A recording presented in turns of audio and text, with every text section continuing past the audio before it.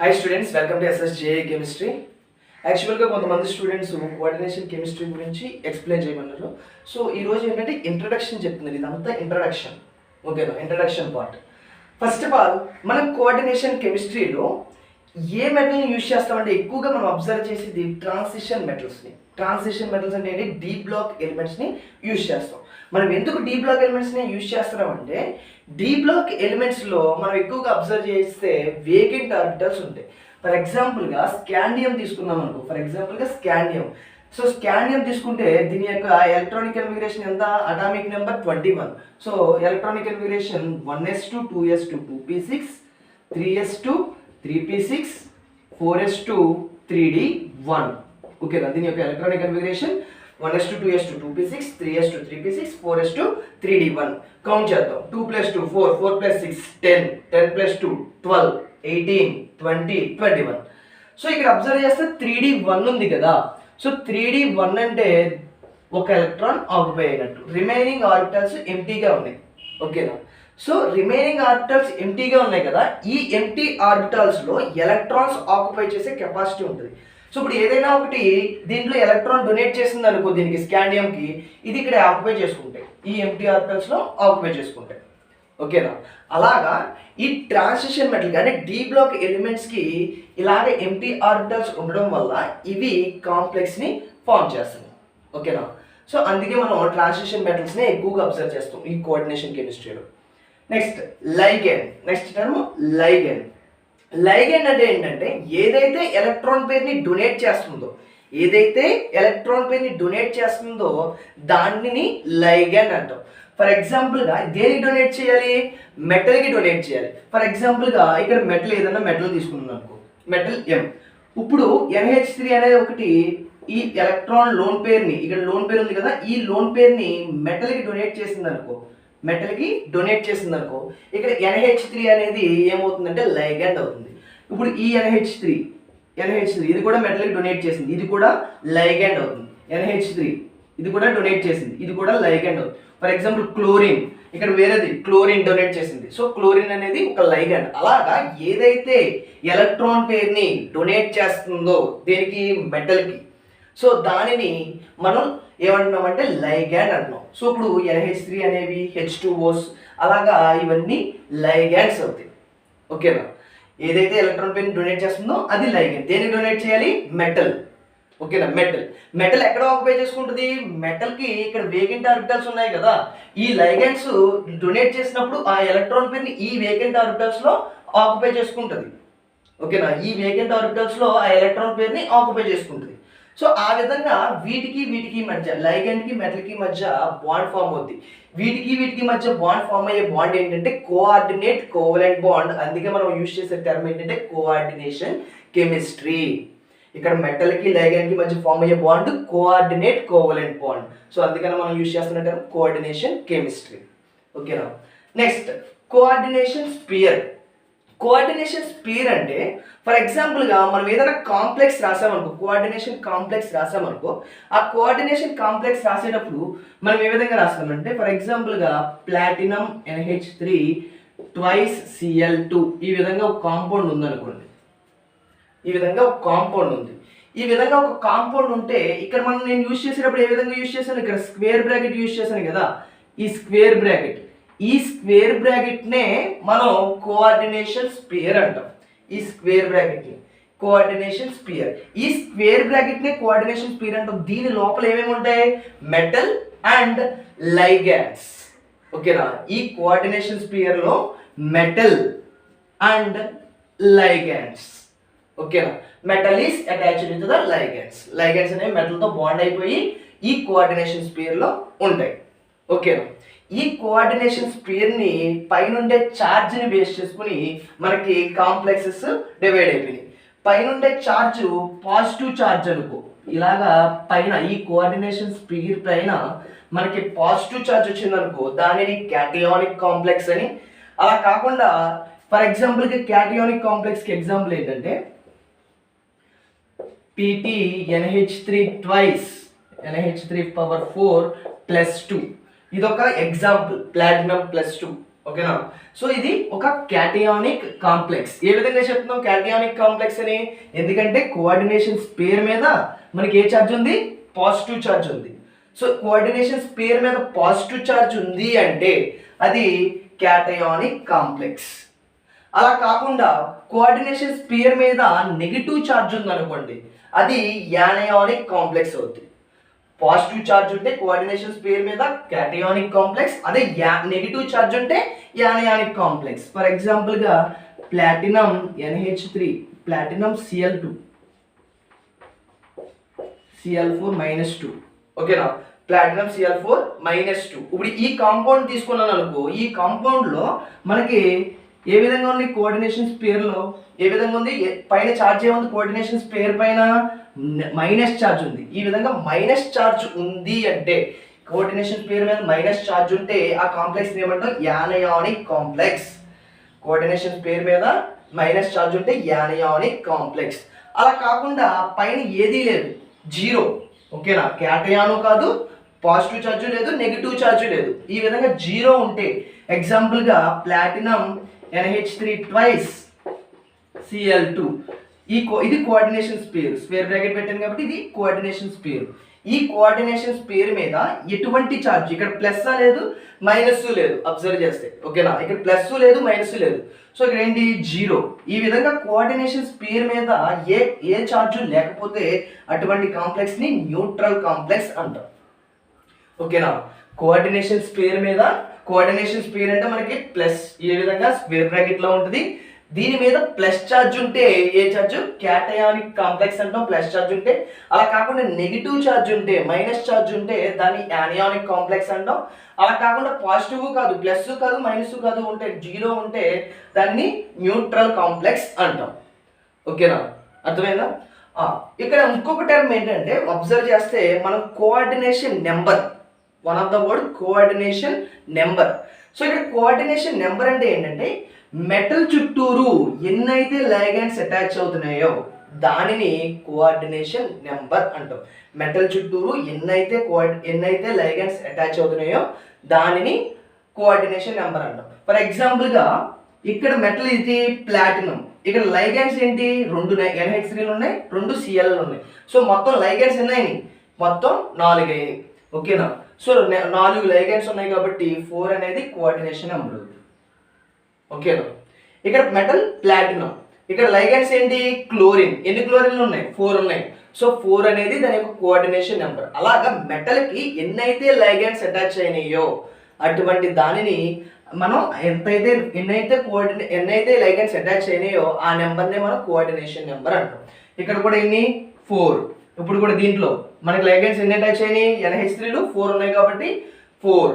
ఓకేనా, ఇంకో ఎగ్జాంపుల్ తీసుకున్నాం అనుకో, స్కాండియం H2O6 3+, ఈ విధంగా ఉందనుకోండి.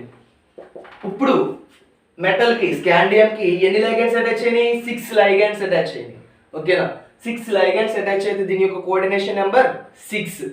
అలాగా మెటల్కి ఎన్నైతే లైగాండ్స్ అటాచ్ అయినాయో అది దాని యొక్క కోఆర్డినేషన్ నెంబర్ అవుతుంది. ఓకేనా, సో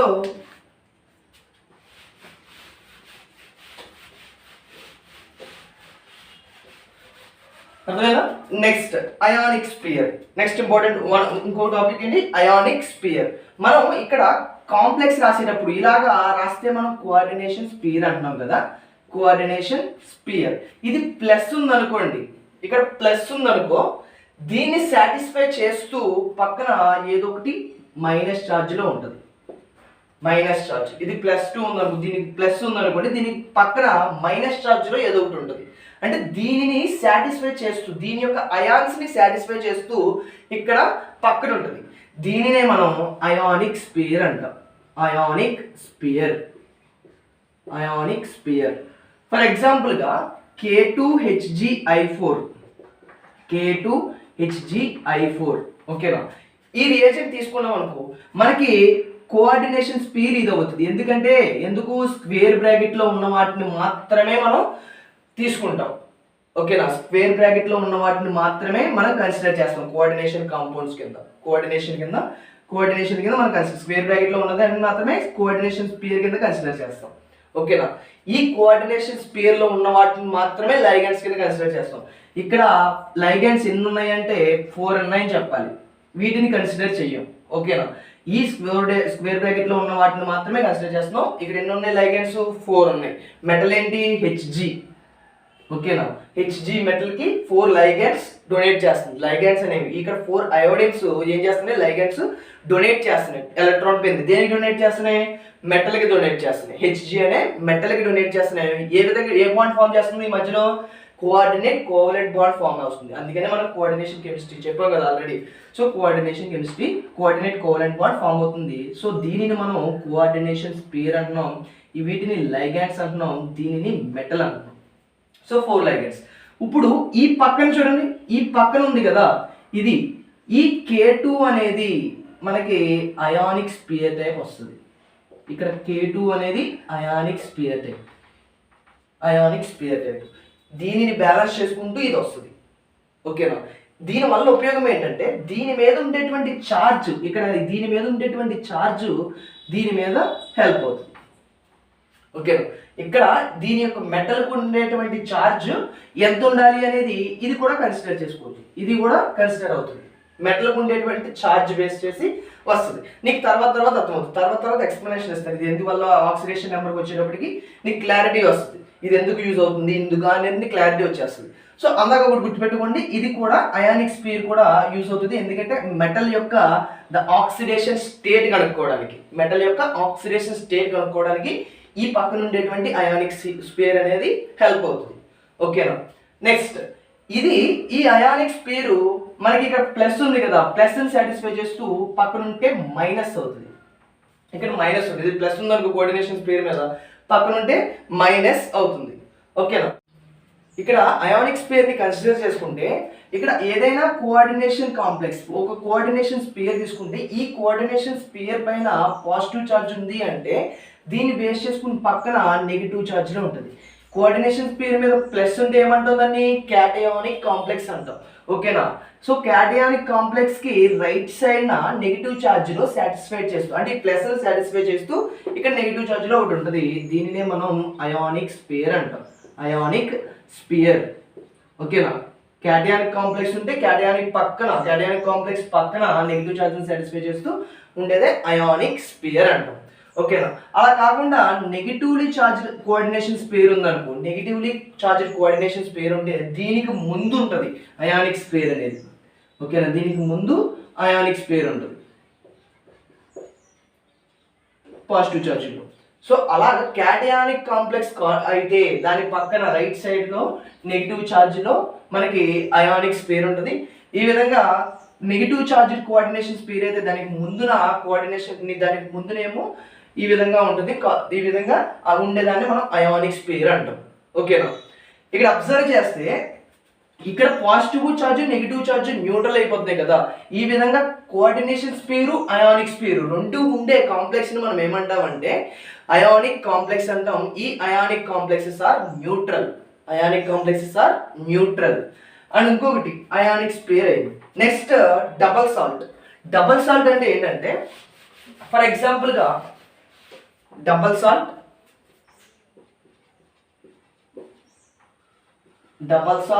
అండ్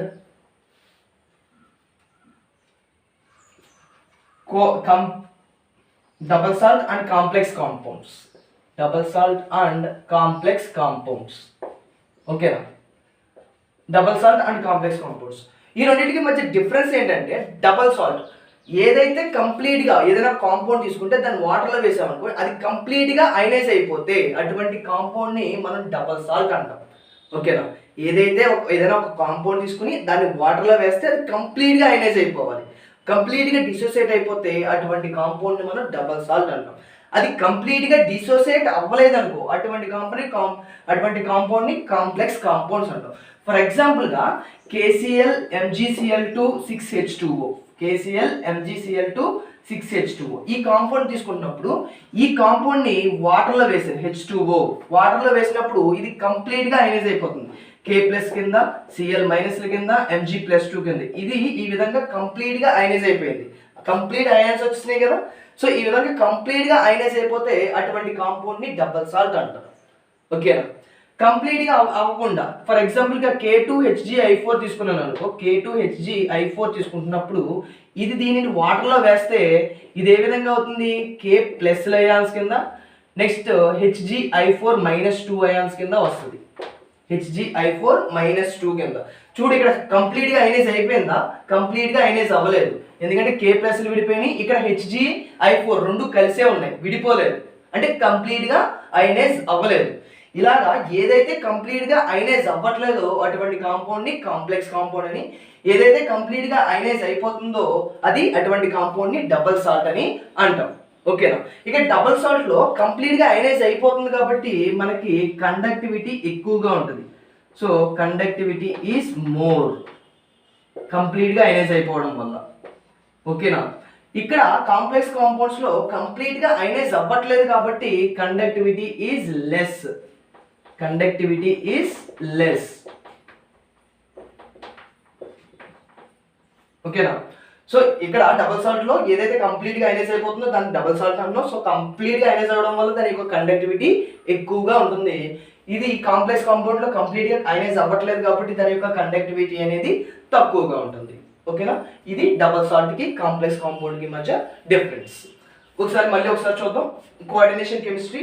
కోఆర్డినేషన్ కెమిస్ట్రీ అంటే ఏంటి, ఏదైనా ఒక మెటల్కి లైగాండ్కి, ఏదైనా కోఆర్డినేషన్ కాంపౌండ్లో అంటే మెటల్ లైగాండ్ ఉంటుంది, ఈ మెటల్కి లైగాండ్కి మధ్య బాండ్ ఫామ్ అవుతుంది, ఆ బాండే కోఆర్డినేట్ కోవలెంట్ బాండ్, ఆ కోఆర్డినేట్ కోవలెంట్ బాండ్ వల్ల మనకి కోఆర్డినేషన్ కెమిస్ట్రీ అని వచ్చింది.